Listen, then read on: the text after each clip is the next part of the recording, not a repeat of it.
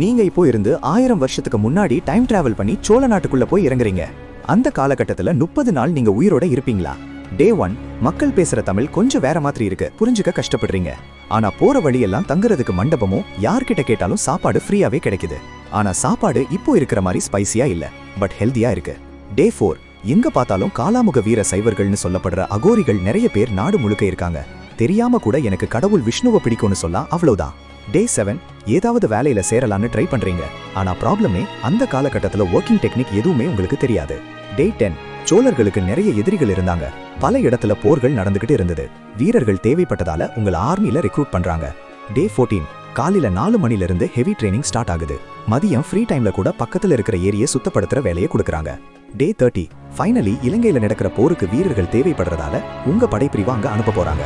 நாகைப்பட்டின துறைமுகத்திலிருந்து 2 கப்பல்கள்ல சோழ படைகளோட சேர்ந்து நீங்களும் போறீங்க. ஒரே நாள் இரவுல கப்பல் இலங்கை வந்து சேருது. அங்க கரையோரத்துல ஏற்கனவே சோழ படைகளோட கேம்ப் இருக்கு. அங்க போய் பார்த்தா வீரர்களுக்கெல்லாம் பயங்கரமா அடிப்பட்ட நிலைமையில இருக்காங்க.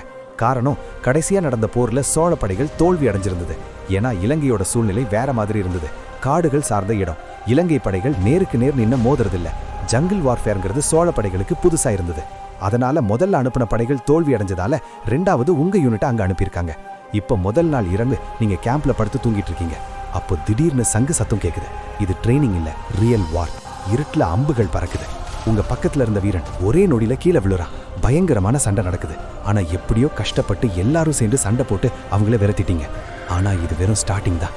அடுத்த 30 டேஸ் நீங்க இங்க இருந்து தான் சமாளிக்கணும். இந்த நைட் நடந்த திடீர் தாக்குதலை எப்படியோ சமாளிச்சு ஜெயிச்சாலும் பெரிய இழப்பு என்னவோ சோழ படைகளுக்கு தான். அதனால உங்க தளபதி எல்லாரையும் கூப்பிட்டு இனிமே பெரிய படையா இல்லாம சிறு சிறு குழுக்களா பிரிச்சு உங்களை காட்டுக்குள்ள அனுப்புறாங்க. அடுத்த 10 நாள் காட்டுக்குள்ள டெய்லி பெட்ரோல் பண்றதுதான் உங்க யூனிட்டோட வேலையே. ஒவ்வொரு நாளும் ஒவ்வொரு பிரச்சனை வருது. மழை நிக்கவே இல்ல. நிறைய வீரர்களுக்கு உடம்பு சரியில்லாம காய்ச்சல் வேற வர ஆரம்பிக்குது. உங்க வீரர்களுக்கு மருத்துவ உதவி பண்ணதால ஒரு கிராமத்தையே இலங்கை வீரர்கள் எரிச்சிடுறாங்க. இப்போ 20 நாள் ஆகுது. உங்க யூனிட்ல ஆல்ரெடி 5 பேர் போயிட்டாங்க. சண்டையில இல்ல, காய்ச்சலால. அப்பப்போ திடீர் தாக்குதலும் நடக்குது. ஆனா அதெல்லாம் இப்போ பழகிருச்சு. டே 25 வீரர்களுக்கு தேவையான உணவு, தண்ணி, மருந்து பொருட்கள் எல்லாமே குறையறதால தளபதி உங்க யூனிட்டை கூப்பிட்டு தேவைப்படுற பொருட்கள் எல்லாத்தையும் எப்படியாவது கலெக்ட் பண்ணி 2 நாளுக்குள்ள கொண்டு வர சொல்லி ஆர்டர் போடுறாரு. ஆனா போற வழியெல்லாம் இலங்கை வீரர்கள் உங்களை தாக்குறாங்க. காட்டுல இருக்கிற மிருகங்கள், பாம்புகள் இதையெல்லாம் சமாளிச்சு உங்க கேம்ப் இருக்கிற இடத்துக்கு 4 நாள் கழிச்சு வந்து பார்த்தா ஃபுல் ஷாக். அங்க இருந்த வீரர்கள், கப்பல்கள் எதுவுமே அங்க இல்ல. எல்லாத்தையும் எடுத்துட்டு அவங்க சோழ நாட்டுக்கே திரும்ப போயிட்டாங்க. கடைசியில நீங்களும் உங்க கூட சில வீரர்களும் மட்டும் தனியா இலங்கை தீவுல மாட்டிட்டீங்க. அடுத்த 30 நாள் உங்களால தனியா இதை சமாளிக்க முடியும்னு நினைக்கிறீங்களா? வீடியோ பிடிச்சிருந்தா ஒரு லைக் பண்ணி உங்க பிளான் என்னன்னு கமெண்ட்ல சொல்லுங்க.